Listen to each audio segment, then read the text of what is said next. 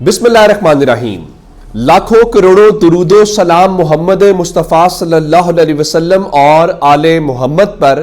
मैं हूं उमर दराज गोंदल। जनाब अली, तमाशे तो बहुत सारे लगते हैं और आज जो साइफर के अंदर तमाशा लगाया गया है मैं आपके सामने वो रखना चाहता हूं।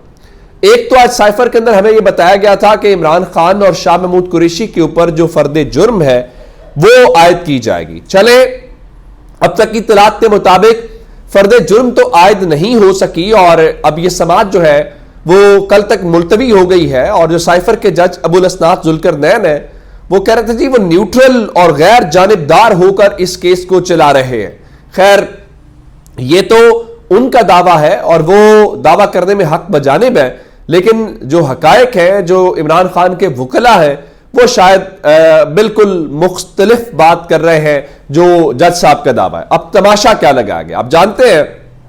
पिछली बार हमारे कुछ जर्नलिस्ट दोस्त अंदर गए थे और उन जर्नलिस्ट दोस्तों के हवाले से मुलाकात इमरान खान से हुई और इमरान खान ने जो कुछ कहा उन्होंने बाहर आके बताया और उसके बाद कुछ को तो नौकरियों से हाथ धोने पड़े। खासकर बोल न्यूज वालों ने तो उनको फारिग कर दिया कि आपने सच क्यों बोला है, आपने क्यों बताया कि इमरान खान किस हालत में थे या जो है। और उसके बाद आज क्या था कि उनमें से कुछ को अंदर ले जाया ही नहीं गया। मसलन साकिब बशीर साहब लास्ट टाइम गए थे, आज साकिब बशीर साहब को अंदर नहीं भेजा गया। अब साकिब बशीर साहब जो है वो एक अच्छे जर्नलिस्ट हैं, आप उनके गैर जानिबदारी है और सब उनकी इज्जत करते हैं। तो आज उस वक्त ही पता चल गया था कि आज कोई तमाशा लगेगा। तो जनाब उसके बाद जो अंदर लोग भेजे गए हैं उनके मुताबिक वो बड़े कोई नामालूम किस्म के सहाफी हैं। और वो नामालूम किस्म के सहाफी कौन से हैं जिनका ना सहाफियों को पता है ना इवन वकीलों को पता है। अब इमरान खान चाहते थे कि इंटरनेशनल मीडिया अंदर आए, लेकिन इंटरनेशनल मीडिया को अंदर नहीं जाने दिया जा रहा। क्यों नहीं जाने दिया जा रहा? इंटरनेशनल मीडिया असल खबर दे देगा। ये बातें जो हमारे सहाफी दोस्तों ने बताई, अगर यही बीबीसी पर बताई जाए, यही अल जजीरा पर बताई जाए या किसी भी इंटरनेशनल दीगर जो चैनल्स हैं उनके ऊपर बताई जाए तो इंपैक्ट डिफरेंट होगा। इसलिए रास्ता जो है वो रोकना है और ये काम नहीं होने देना। चले, बिल्कुल ठीक है। उसके बाद क्या किया गया? उसके बाद शीशे की दीवारें खड़ी कर दी गई हैं। इमरान खान और सहाफियों के दरमियान किसी किस्म की गुफ्तगू ना हो सके या वो सुन ना सके या वो इमरान खान बात ना कर सके। आज शीशे की दीवार खड़ी कर दी गई है। आखिर में वो जो कम्युनिटी हॉल है कोई 50 मीटर दूर बताया गया है कि वहां पे सहाफियों के लिए बूथ बनाया गया है। सॉरी, वो जो बूथ है उस बूथ के आसपास यानी समझे कि वो शीशे की दीवारें लगा दी गई हैं। उन शीशे की दीवारों के अंदर आप ना तो बात कर सकते हैं ना आप किसी को सुन सकते हैं। इवन आज जो लोगों का बताना यह है कि अंदर सुनने में बहुत सारी वो दिक्कत है, उसका सामना करना पड़ रहा था। अब सवाल यह पैदा होता है कि आपने तो अदालत के रूबरू कहा था कि यह ओपन ट्रायल है। अगर ओपन ट्रायल है तो इमरान खान और सहाफियों के दरमियान ये शीशे की दीवार खड़े करने का क्या मकसद है और ये किसके हुक्म के ऊपर हो रहा है? और उसके बाद वो जो हमारे साइफर वाले जज हैं अबुल असनाद जुल्करनैन साहब, वो कहते हैं मैं बड़ी गैर जानिबदार और बड़े न्यूट्रल तरीके से अदालत चला रहा हूं।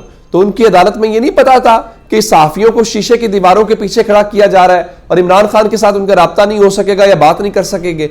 सहाफी अदालत कवरेज भी करने जाते हैं, लेकिन ये आज की बात नहीं है। आज नवाज शरीफ वहां बैठे हुए हैं, अदालत उनको उसमें बरी करेगी। तो क्या सहाफियों और नवाज शरीफ के दरमियान दीवार खड़ी कर दी गई है कि वो बात नहीं कर सकते? नवाज शरीफ भी बात करते हैं, सब बात करते हैं। इवन आज सुप्रीम कोर्ट में जो समाअत थी उस दौरान बिलावल और जरदारी ने बात की, बेशक एक जुमले क्यों ना कहे। अच्छा, एक तो मामला ये था। उसके बाद जो एक और खतरनाक बात है वो बुशरा बीबी को कमरे में बंद करना और कुंडी लगाना है। अब जाहिर है पहला सवाल यह है कि जेल का कंट्रोल किसके पास है, हकीकी मानों में किसके पास है?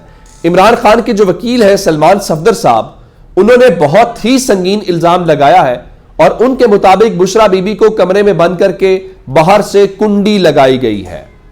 अब यह किसने किया है और क्यों किया है? اس کا کیا مقصد ہے؟ کیا بشرا بی بی کی تضحیک مقصد ہے؟ کیا عمران خان کو پیغام دیا جانا مقصد ہے؟ یا کوئی کیا کچھ ثابت کیا کرنا چاہتا ہے؟ ایک خاتون کو اس طرح سے بند کرنا کیا اس کا مقصد ہو سکتا ہے؟ کون بند کرنے والا ہے؟ کیوں بند کیا گیا ہے؟ یہ وہ اہم سوال ہے جن کے جواب ملنے چاہیے. اور رہی بات کہ سائفر کے جج ابو الاستاذ ذوالقرنین صاحب کوئی ایکشن لیں گے یا پوچھیں گے یا کوئی ان کو بتائے گا، سوال ہی پیدا نہیں ہوتا.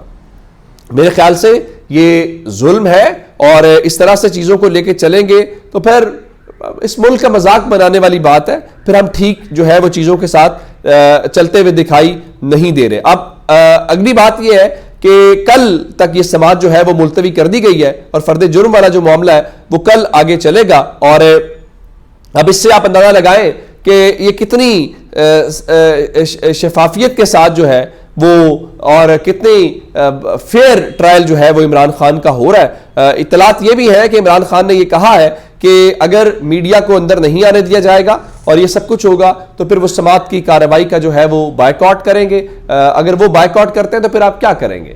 پھر آپ کی ساری کارروائی یک طرفہ ہو جائے گی، اور یک طرفہ ہو جائے گی تو پہلے بھی لوگوں کو پتا ہے کہ اس کی کوئی حیثیت قانونی اس وقت دکھائی نہیں دے رہی. جس طرح سے اس کو لے کے چل رہے ہیں، آگے چل کے اعلیٰ عدالتوں میں یہ معاملہ ٹک نہیں سکے گا.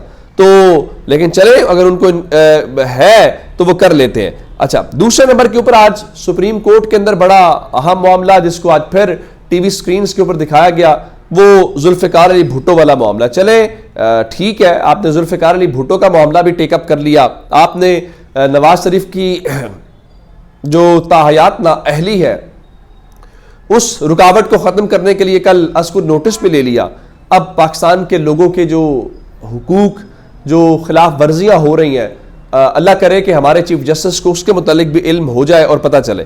اچھا، آج ریفرنس تو آیا، اور پھر قاضی فائز عیسیٰ صاحب ایک تو وہ جذباتی بہت زیادہ ہو جاتے ہیں، تو وہ ایک تو ان کا جی وہ انہیں بڑا افسوس ہے کہ بڑی تاخیر سے یہ کیس لگا ہے. لیکن منصور علی شاہ نے بڑا اہم نقطہ اٹھایا ہے، اور کچھ ایسی بات طارق مسعود صاحب نے بھی کی کہ آخر اس پورے ریفرنس کے اندر کا قانونی نقطہ کیا ہے جس کے اوپر اس ریفرنس کا ہم نے فیصلہ کرنا ہے. ان کا دوسری نظر ثانی کی سپریم کورٹ آف پاکستان میں کوئی گنجائش نہیں ہے. ایک کیس جس کا فیصلہ ہو چکا، اس کی نظر ثانی بھی ہو چکی، ان کے مطابق کل کوئی فریق آ کر اپنا پرانا مقدمہ نکلوا سکتا ہے. کیا ہم آرٹیکل 186 کے تحت کسی عدالتی فیصلے کو دیکھ سکتے ہیں؟ اور ان کے مطابق سوال یہ ہے کہ اس ریفرنس میں قانونی سوال کیا ہے، کہ کیا کل صدر مملکت یہ ریفرنس بھیج سکتے ہیں کہ تمام پرانے فیصلوں کو دوبارہ دیکھا جائے؟ پورا صدارتی ریفرنس تو ٹی وی انٹرویوز کے گرد گھومتا ہے. تو یہ بڑے اہم نکات ہیں، جس کے بعد عدالت نے سلمان صفدر کو، خواجہ حارث کو اور عدالتی معاون مقرر کیا ہے، جس میں رضا ربانی، ابراہیم صلاح الدین، یاسر قریشی ہیں. لیکن بعد میں رضا ربانی کے اوپر اعتراض کیا گیا، جبکہ اعتزاز احسن جو ہے انہوں نے ویسے ہی معذرت کر لی. ظاہر ہے کہ ان کی جو صحت ہے وہ ساتھ نہیں دیتی، تو وہ ان کے لیے ذرا مشکل والا کام ہے. دوسری جانب العزیزیہ ریفرنس کے اوپر سماعت چل رہی ہے. جسٹس عامر فاروق صاحب اور جسٹس میاں گل حسن اور اورنگزیب صاحب سماعت کر رہے ہیں، اور نواز شریف اپنی لیگل ٹیم کے ہمراہ موجود ہے. حالانکہ وہ حجت تمام کرنے والی بات ہے، نواز شریف حالانکہ لاہور بھی بیٹھے رہ سکتے تھے، ٹیم ان کی وہاں پہ جاتی اور اس کے بعد وہ اپنا کیس ان کے سامنے رکھتی، اور کیس سامنے رکھنے کے بعد وہ وہاں سے بری ہوتے، جشن مناتے، واپس آ جاتے. ایسے ہی اپنا بھی وقت ضائع کر رہے ہیں اور باقی بھی قوم کا ضائع کر رہے ہیں. اپنا بہت سارا خیال رکھیے گا. خدا حافظ.